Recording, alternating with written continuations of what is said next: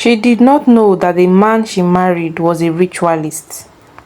Chiamaka was born into a humble family in a small village, but her parents had always believed in hard work and education. Her father was a farmer, and her mother sold produce in the market.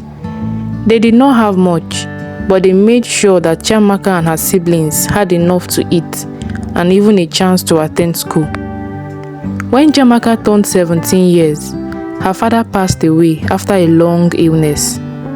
Life became harder for the family.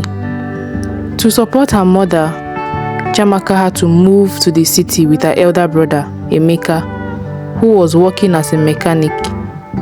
She managed to finish her secondary school education and later found a job as a secretary in a small law firm.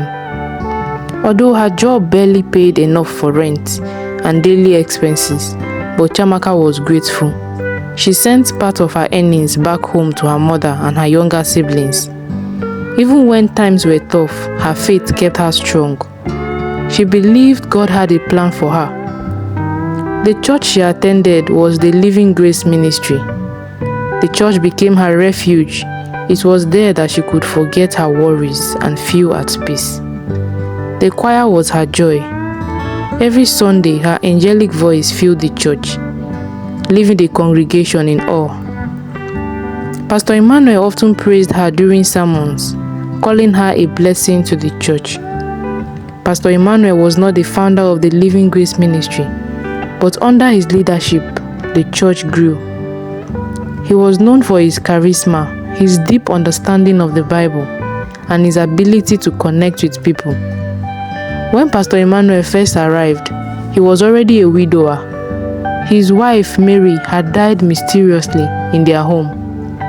People whispered about the tragedy, but no one dared to question the pastor. God gives and God takes, he had said during the funeral. He was left with a 6-year-old daughter, Ada, whom he adored, or so it seemed. Pastor Emmanuel often preached about forgiveness, faith, and prosperity. He had a way of making people feel safe. He could guide them through any storm. Many young women in the church admired him. Despite his loss, he was handsome, successful, and deeply spiritual. A man that many women will consider as a perfect husband. However, for Chiamaka, Pastor Emmanuel was more than a preacher. He was a spiritual father. She trusted him completely and often sought his advice on life's challenges. One Sunday after service, Pastor Emmanuel invited the choir members to his house for a meeting. Chiamaka had never been to his home before. She had heard stories on how grand it was. It was a tall gate, marble floors, and large garden filled with flowers. When she arrived with the others, she was amazed. The house was indeed very beautiful, a reflection of the pastor's wealth. As they discussed the prayer plans, Chiamaka noticed a little girl sitting quietly in the corner. "Chiamaka, meet my daughter, Ada," Pastor Emmanuel said, gesturing to the child. Chiamaka smiled warmly. "Hello, Ada." Ada didn't respond. She simply stared at Chiamaka with a wild and fearful eyes before lowering her gaze to the floor. "She is shy," Pastor Emmanuel explained with a chuckle, although there was something in his voice that sounded off. Chiamaka tried again. This time around, she knelt down to Ada's level. "I like your dress," she said softly. Ada looked up briefly, nodded and whispered, "Thank you." Chiamaka's heart melted. She couldn't help but feel sorry for the little girl. Losing her mother at such a young age must have been very hard for her. Over the weeks, Chiamaka found herself thinking more about Ada. During church events, she would bring snacks for the little girl or sit with her when Pastor Emmanuel was busy. Ada began to feel warm around Chiamaka, although she was still very reserved. "Thank you for being kind to my daughter," Pastor Emmanuel said one evening after choir practice. "She's a sweet child," Chiamaka said. "I can tell she misses her mother." Pastor Emmanuel's face darkened for a moment before he smiled again. Yes, it has been tough for her, but God will heal her heart. Chiamaka admired his strength. She continued thinking about Ada. She couldn't imagine losing a spouse and raising a child alone. One evening, after a powerful night vigil, Pastor Emmanuel called Chiamaka aside. Chiamaka, he began. His tone was very serious yet gentle. I've been praying about something for a while now, and I believe this is the time to share with you. Chiamaka was curious but very nervous. What could Pastor want to discuss with her in private? You are a remarkable young woman, he continued. Your dedication to God and the church is inspiring. I see qualities in you that I admire deeply. Chiamaka blushed, although she was unsure of what he was going to say. I've been very lonely since my wife passed, he admitted. Raising Ada had been challenging, and I have prayed to God to send me someone who can be a good mother to her and a partner to me. I believe you are that person, Chiamaka. Chiamaka's eyes widened. Pastor, I don't know what to say. Pray about it, he said, reassuring her with a smile. I am not asking for an answer now. Take your time and let God guide you. After Pastor Emmanuel's proposal, Chiamaka was overwhelmed. She had always seen him as a spiritual father, someone she could trust with her deepest fears and dreams. The idea of marrying him had never crossed her mind. That night, she couldn't sleep. She lay in her bed thinking about everything he had said. He was kind, respected, and financially stable. Those are the qualities that she had prayed for in a husband. But doubt lingered. Could she love him as a wife should? The next day, Chiamaka confided in her best friend, Ngozi, who was also a member of the choir. Ngozi, Pastor Emmanuel proposed to me, she said, her voice barely above a whisper. Ngozi gasped, dropping her cup of tea. Chiamaka, are you serious? That is amazing. Do you know how many women in this church will give anything to be in your shoes? I know, Chiamaka replied, biting her lips, but it feels so sudden. I don't know if I am ready. Ngozi smiled and took her hand. Chiamaka, you've been praying for a good man, haven't you? Pastor Emmanuel is not just a good man, he is a man of God. If he believes you are the one for him, then maybe God has a plan for your life. Chiamaka nodded slowly. Ngozi's words made sense. Perhaps this was an answer to her prayer. Over the following weeks, Pastor Emmanuel made every effort to show Chiamaka how serious he was. He invited her to dinner at his house, where she spent more time with Ada. Although Ada was still quiet, she seemed to smile more when Chiamaka was around. You are good with her, Pastor Emmanuel said one evening as they sat in the living room. I haven't seen her this happy in a long time. Chiamaka smiled, feeling a warm sense of accomplishment. Perhaps she could be the mother figure that Ada needed. Pastor Emmanuel also began opening up about his life. He told her stories about his late wife, their early struggles, and how much he had loved her. Mary was my anchor, he said. His voice was heavy with emotions.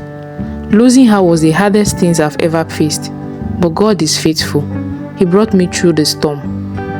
Chiamaka admired his strength and resilience. Each conversation made her trust him more. One Sunday after service, Pastor Emmanuel asked Chiamaka to meet him in his office. Where she arrived, she found him seated at his desk. A Bible was open before him.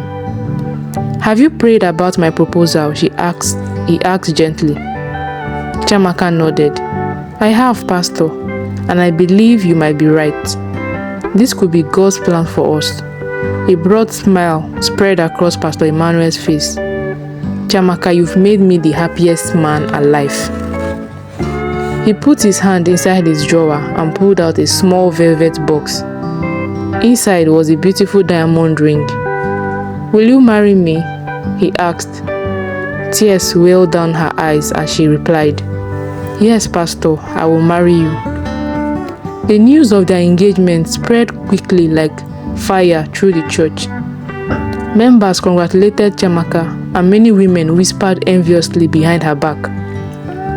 The wedding planning began almost immediately. Pastor Emmanuel insisted on a grand ceremony, sparing no expense. He hired a very professional event planner. He bought Chiamaka a stunning white gown and even arranged for a live gospel band to perform. As for Chiamaka, it was like a dream come true.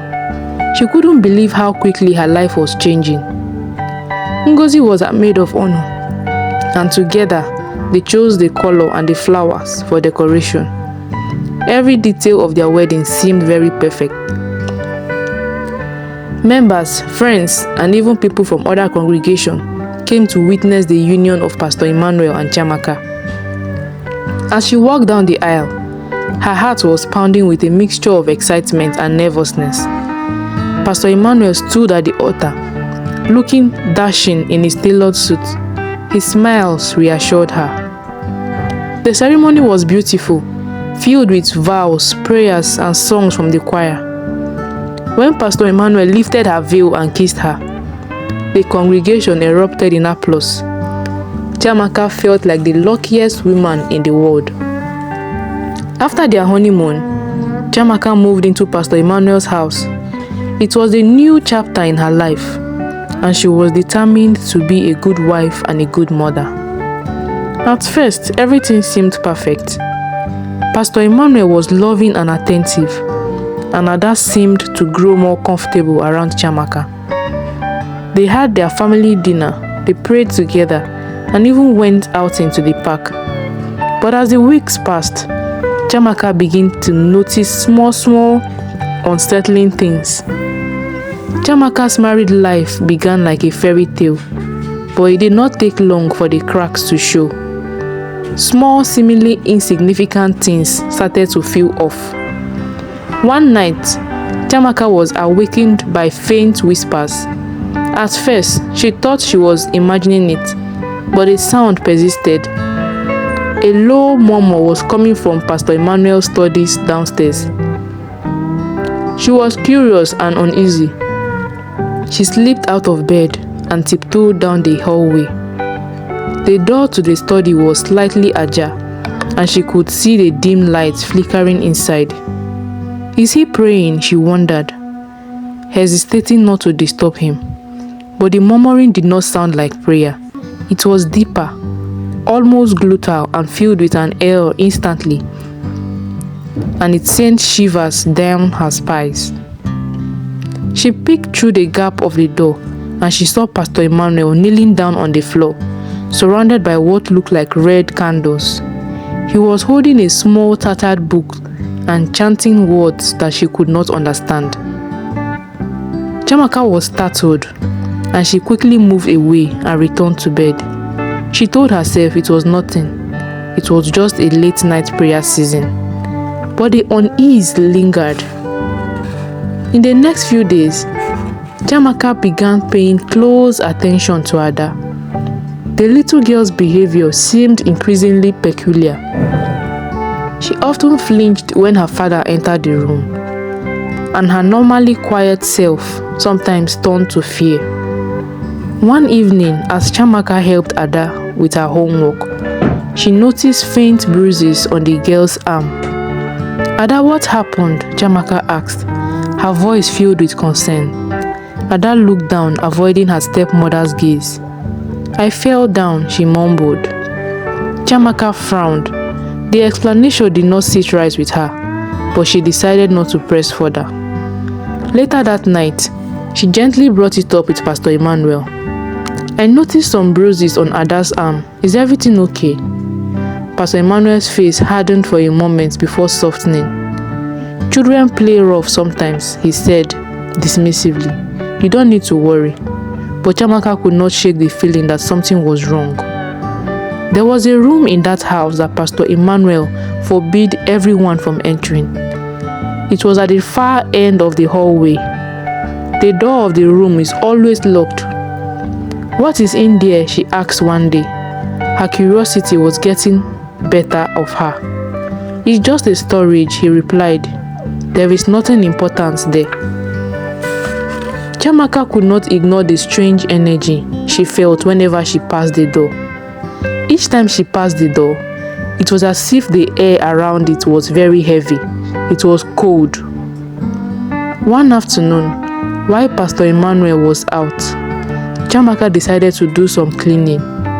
As she dusted the shelves in his room, her hand brushed against a small leather-bounded journal, tucked away behind some books. She hesitated for a moment before opening it. The pages were filled with handwritten notes in a language that she did not recognize. But as she flipped further, she found sketches, disturbing images, symbols, authors, and what appeared to be like human figures surrounded by fire. Her heart pounded as she quickly closed the journal and put it back. "What is this?" she whispered to herself. That evening, Chiamaka decided to spend more time with Ada. As they sat on the couch waiting for a cartoon, Chiamaka gently asked, "Ada, do you like living here?" Ada hesitated before shaking her head. "Why not, my dear?" Chiamaka probed softly. Tears rolled down Ada's eyes as she whispered, "Daddy scares me. He makes me afraid." Chiamaka felt her stomach drop. "Why and how does he scare you?" Chiamaka asked.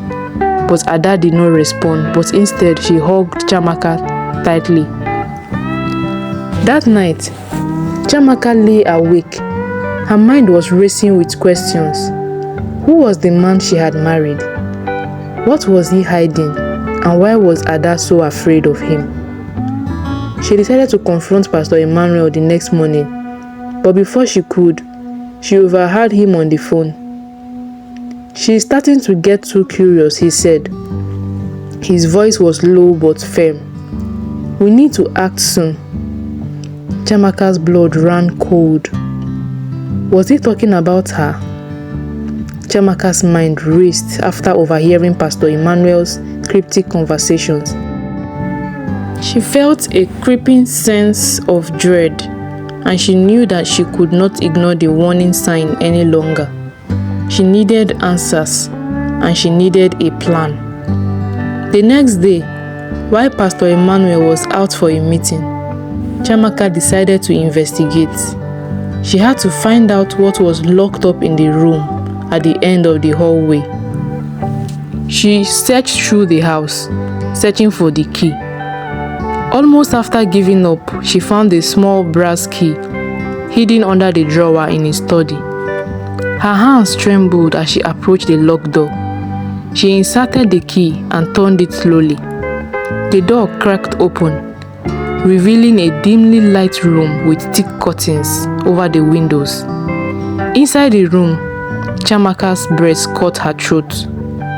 The walls were lined with shelves filled with books, jars, and strange objects. In the center of the room was an altar, draped in red cloth, adorned with burning candles, and a bowl staining with blood. On the altar, there were several pictures.